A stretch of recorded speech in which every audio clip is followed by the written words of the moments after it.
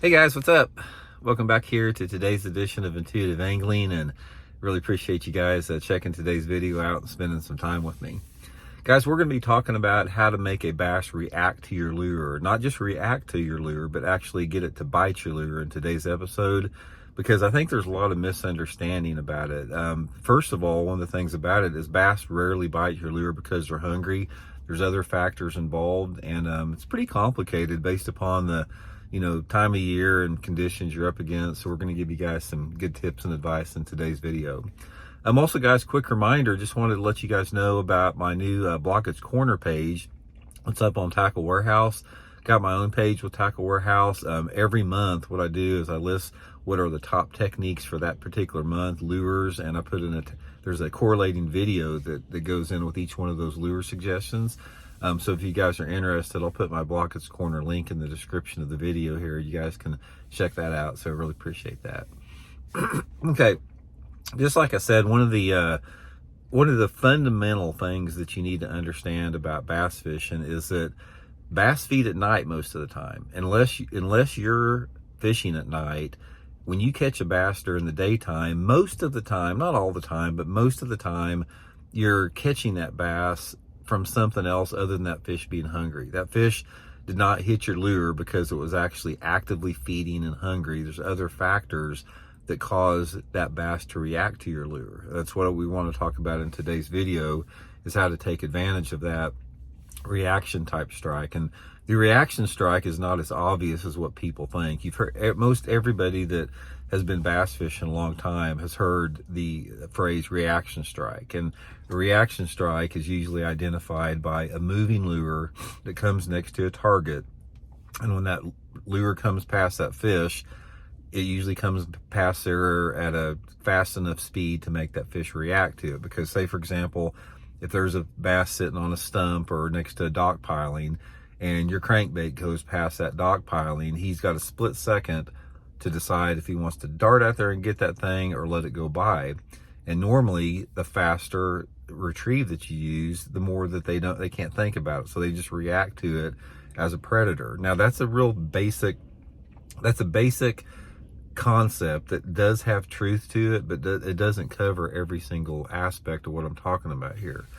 So what we're trying to figure out here is how to get that bass to actually bite the lure when it's close to your lure. Because it's my theory in fishing, and it's been backed up by the cheater box a little bit, is that bass will look at a lure a lot and not bite it. And I don't think that technology should be the ones that tell us that. I think that we need to figure that out on our own. That technology should be reserved for like fish and game managers or something like that. But let me give you guys a prime example of what I'm talking about here, and then we'll dive into it a little bit deeper. I was fishing a tournament several years ago up at Lake Champlain in Vermont, and I was catching my fish on a jerkbait, and it was really windy for the first couple days of the tournament and practice. And occasionally, like when water was real clear too, and occasionally I would get the bait up by the boat, and even in those 2 and 3 foot waves, I could see a smallmouth maybe following it or something. But the last day of that tournament, it slicked over. I mean, it slicked over. It was bright, sunny, and the water was clear as a swimming pool. So when I looked out over the lake there, I'd throw my jerkbait out there, and it was so clear and so calm that I could see my jerkbait coming back almost all the way to the boat. And it was unbelievable how almost every single cast I would have smallmouth following that bait. Almost every cast they would be following it. There'd be 2, 3, 4 smallmouth tracking that bait, and rarely would they hit it. And I got noticing, it's like when I would impart certain action on that particular bait, that there wasn't any like one action that did it, but if like I was jerk pausing my jerk bait, and say I jerk pause, and then I ripped it real hard or something like that, it would get the interest of that bat. They'd perk up just like that. So it made me realize, and I've seen this from other situations as well, is when you're in an area that is a high percentage area, such as if you throw your spinnerbait around a good looking lay down tree, or if you flip a jig into a good looking dock, or if you're fishing a really nice looking main lake point, It's my theory that almost every single cast that you make, you have bass that are looking at your bait. They could be that far away from it, or they could be 10 foot away from it. But when you throw that, excuse me, when you throw a big crankbait or whatever, football head jig, and you're dragging it across that main lake point, you're pulling bass from a large distance away to investigate that. Now, given that, once the fact that you're getting the attention of the bass, what you have to do is you have to figure out how to get that bass to actually react to that lure and bite it when they do get close to it. So remember that when you're in a high percentage area, and mentally try to get this in your mind, almost every single cast, you've got bass looking at your lure, but they're so smart, they're so wise, they're so finicky that the only time they hit it is when they make a mistake, and they don't make many mistakes most of the time. So here's some things that you can do with it. Now let's talk about the obvious first, and we'll get into the less obvious. One of the most obvious things to get a bass to react to your lure is your retrieve. That is a given, even though that is, I think that's overrated a lot of times in terms of actually generating that strike. So when you're talking in terms of trying to generate a reaction strike from a bass, a lot of it is just experimentation. It could be a straight retrieve, it could be a slow retrieve, it could be a fast retrieve, it could be a stop and go retrieve, it could be a stop and go and twitch retrieve, a stop and go and pull. You have to just experiment to see what the fish want. And the best way to do this is if you get into an area where you're catching a few fish with, just say you're doing just a traditional stop and go retrieve on a crankbait, and you know there's some fish where you're at, try mixing it up a little bit. Try stop, go, twitch, stop, go, pull, stop, go, twitch, and just vary the speed with it, and just experiment with a different type of retrieves until you figure out what the bass want that particular day. And the retrieve that a bass wants that particular day is influenced by a lot of factors. That's why you never know, because the sunlight intensity of that day, the amount of wind, the water temperature, the air temperature, the barometric pressure, the fishing pressure that is occurring on the lake, all that stuff factors in to that particular day, how they want to retrieve. So keep that in mind. Now the second with that, now this is some of the stuff that you don't hear quite as much that will cause a bass to react to your lure, is color and profile. Color and profile of a particular lure that you're using can make all the difference in the world. And again, there's no really rational explanation to that. It's just experimentation.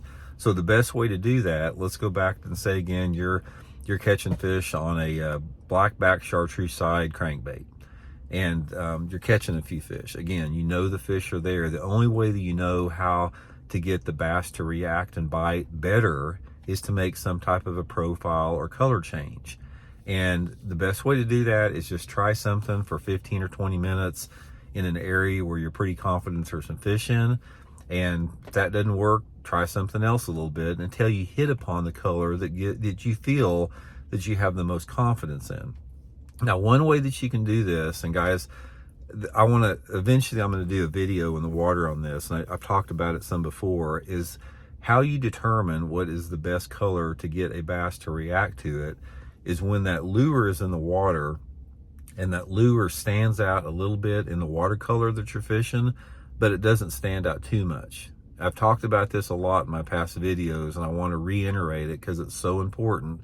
When you put your jig or your chatterbait or your spinnerbait or whatever, take note of the tint of the watercolor and the water visibility, and how the sunlight angle or the wind is creating a different type of clarity or light intensity or light penetration in the water. And try to pick a color that, like I said, stands out a little bit, yet it doesn't stand out too much. It blends in a little bit, but it doesn't blend in enough to be invisible. And once you hit upon that, I have found out that that is the color that the bass react to better than anything out there. Now, let me give you an example as far as like a jerkbait color. Let's say that I'm using a some type of a shad pattern jerkbait color, and for whatever reason, that the water visibility or the skylight conditions, that shad pattern it blends in a little too much. It just doesn't stand out enough. One of the things that I can do to create that bass to react to that lure a little bit more is maybe I'll put some red gills on the lure with fingernail polish, or maybe I'll take a chartreuse marking pen and I'll put some chartreuse on the side of the bait to have it a little bit more of a little bit brighter glow, something to make it stand out a little bit more. Or vice versa, if I'm throwing a bait that, you know, maybe has a little bit too bright of a metallic finish and it's pretty bright out, you know, I'll tone it down and maybe go to some type of a translucent finish, which causes the bass to react and bite to that lure. And that's what you're trying to do. Is, I don't care, bass will react to a ton of different lures, and they'll react to a ton of different colors, but actually getting those fish to commit to bite that lure is the hard part of it. And that's another factor that in consideration: color and profile, along with retrieve, the type of retrieve you're using. The next thing you can do is really pay a close attention to your casting angle. Now let me give you guys one just broad example of this. Let's say again you're fishing a main lake point, and you're casting a football head jig on this point. Now most people when they're doing that, they're going to be having their boat out on the end of the point in deeper water, casting up to the bank and dragging it out to deeper water. Sometimes you have to alter that angle of approach. Instead of like throwing it to the bank and bringing it out deep, try getting your boat up in shallow water and throwing it out to deep water and dragging it uphill.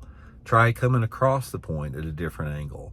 And it's the same if you're fishing targets. If you're fishing a dock, if you're fishing, you know, a lay down tree or whatever. I'll give you an example on dock fishing. Let's say, for example, you're throwing a spinnerbait around docks. Now, this is what 99% of the people do. They'll throw that spinnerbait down the front side of the dock. They'll throw it down the back two sides of the dock, or the two sides of the dock, and go on to the next one. Have you ever tried getting your boat in by the dock walkway by the bank and throwing it out to deep water and bringing it in shallower from that inside dock? Those fish never see that angle, and they're so conditioned to seeing baits come past that dock at a certain angle that they get wise to it. Excuse me. So to get those fish to react to something different, simply try a different angle, like what I'm talking about with that.